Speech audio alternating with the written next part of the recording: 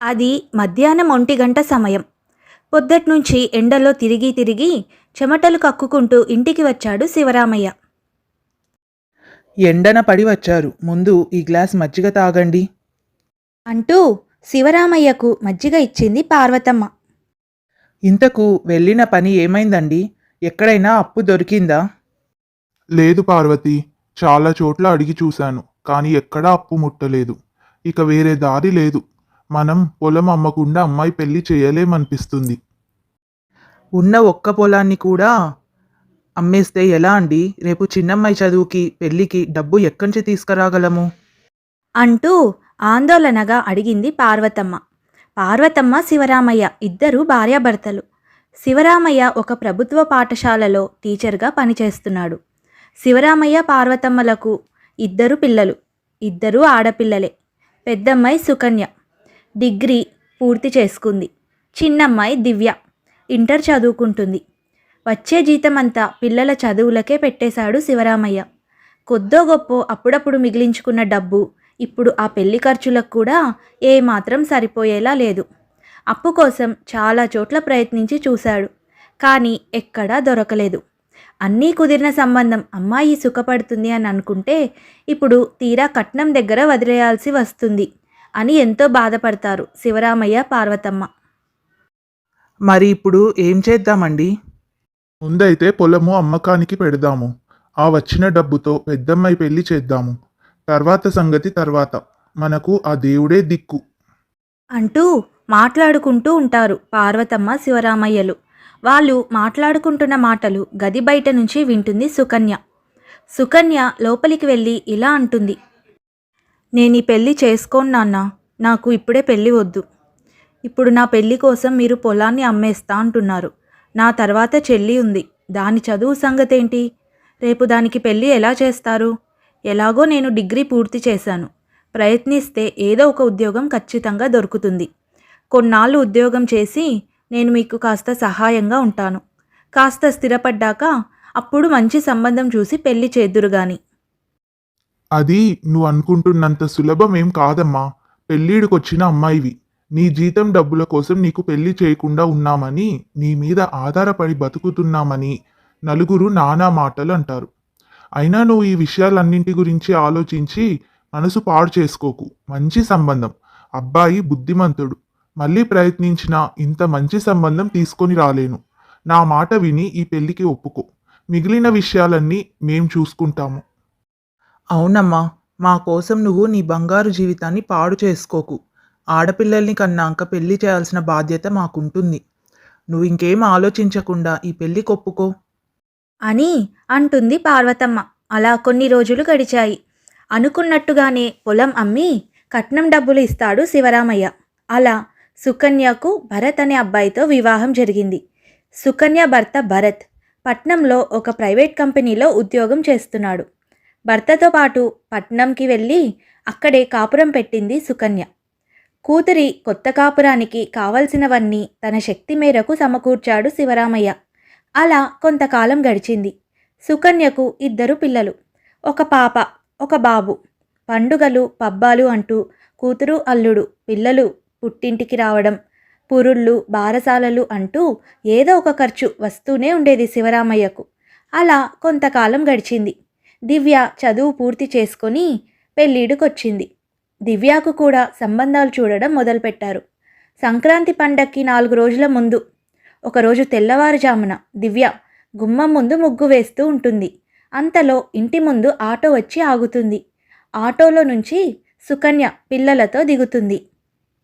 అమ్మా, ఎవరొచ్చారో చూద్దూరా అంటూ గట్టిగా అరుస్తుంది దివ్య. సుకన్యను చూడగానే అందరి ముఖాలు ఆనందంతో విచ్చుకున్నాయి.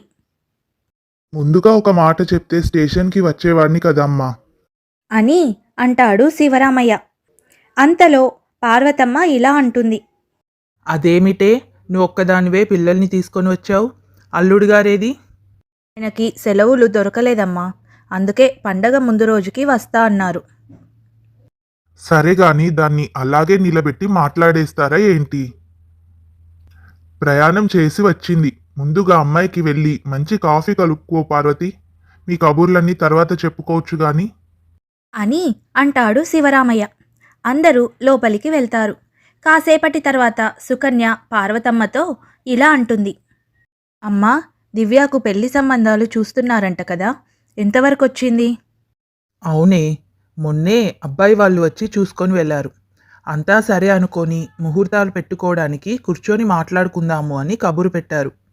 అబ్బాయికి బ్యాంకులో ఉద్యోగం, ఒక్కడే కొడుకు, మంచి సంబంధం కదా అని ఇక కట్నం దగ్గర ఏమీ ఆలోచించకుండా ఒప్పేసుకున్నారు మీ నాన్న.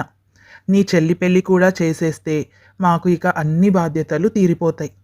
కట్నం డబ్బులకి అప్పు ఎక్కడా దొరకలేదు, అందుకే ఈ ఇల్లు అమ్మేద్దాము అంటున్నారు మీ నాన్న. దివ్య కూడా పెళ్లి చేసుకొని అత్తగారింటికి వెళ్ళిపోతే ఇక ఉండేది మేమిద్దరం. మాకు ఇంత ఇల్లు ఎలాగో అవసరం లేదు. కట్నం డబ్బులు ఇవ్వగా మిగిలిన డబ్బులతో ఊరి చివర ఏదైనా స్థలం, చిన్న స్థలం తీసుకుందాము అంటున్నారు మీ నాన్న. ఆయన రిటైర్ అయ్యాక వచ్చే డబ్బులతో 2 గదుల ఇల్లులాగా కట్టించుకుందాము అంటున్నారు అంటూ మాట్లాడుకుంటారు పార్వతమ్మ ఇంకా సుకన్య. మధ్యాహ్నం భోజనాలయ్యాక శివరామయ్య పార్వతమ్మ గదిలో కూర్చొని ఉండగా సుకన్య అక్కడికి వస్తుంది. నాన్న, మీతో ఒక విషయం చెప్పాలి. ఏంటమ్మా చెప్పు. అదే నాన్న, మీ అల్లుడు గారు చాలా రోజుల నుంచి బండి కావాలని అడుగుతున్నారు. మా సంగతి చూస్తూ కూడా ఎలా అడుగుతున్నావే నువ్వు? నీ పెళ్ళికి పురుళ్లకు బారసాలలకు ఖర్చంతా పోగా ఇప్పుడిప్పుడే అందులోంచి కోలుకుంటూ ఉంటే అంతలోనే దానికి మంచి సంబంధం దొరికింది. దాని పెళ్ళి ఎలా చేయాలా అని నానా తిప్పలు పడుతూ కాళ్ళు చేతులు ఆడకుండా మేముంటే ఇప్పుడు ఉన్నట్టుండి నువ్వు మీ ఆయనకు బండి కావాలంటే మేము ఎక్కడి నుంచి తీసుకురాగలమే? నేను అదే చెప్పానమ్మా, కానీ ఆయన నా మాట వినిపించుకోవట్లేదు. ఈ విషయం గురించి మాట్లాడమని నన్ను పండక్కి 4 రోజుల ముందే పంపించారు. ఆయనకేమ్మా, ఎన్నైనా అడుగుతారు. ఆడపిల్లల్ని కన్నందుకు అనుభవించాల్సింది మేము. అది కాదు నాన్న, ఆయన కూడా ఏదో జల్సా కోసమో సరదా కోసమో అడగట్లేదు. సిటీ బస్సుల్లో తిరగడానికి చాలా ఇబ్బంది పడుతున్నారు. పిల్లలతో సరదాగా ఎక్కడికన్నా వెళ్ళాలన్నా ఇబ్బంది పడుతున్నాము. అదే బండి ఉంటే సౌకర్యంగా ఉంటుంది అంటున్నారు. ఆయనకు వచ్చే జీతం అంతా ఇంటి అద్దెలు కట్టుకోవడానికి, పిల్లల చదువులకే సరిపోతుంది. కూతురు అంటున్న మాటలకు ఆశ్చర్యంగా చూసింది పార్వతమ్మ. ఒకప్పుడు పెళ్లి చేసుకోకుండా తల్లిదండ్రుల దగ్గరనే ఉండి ఉద్యోగం చేసుకుంటూ తమ దగ్గరనే ఉండిపోతాను అన్న కూతురేనా ఇలా మాట్లాడుతున్నది అని అనుకుంటుంది పార్వతమ్మ మనసులో. కూతురు సమస్యను అర్థం చేసుకున్న తండ్రి ఇక కాదనలేక ఇలా అన్నాడు. సరేలేమ్మా, ఎలాగో ఇల్లు అమ్ముతున్నాం కదా, వచ్చే డబ్బులతో అల్లుడు గారికి కూడా ఒక బండి కొనిస్తాను.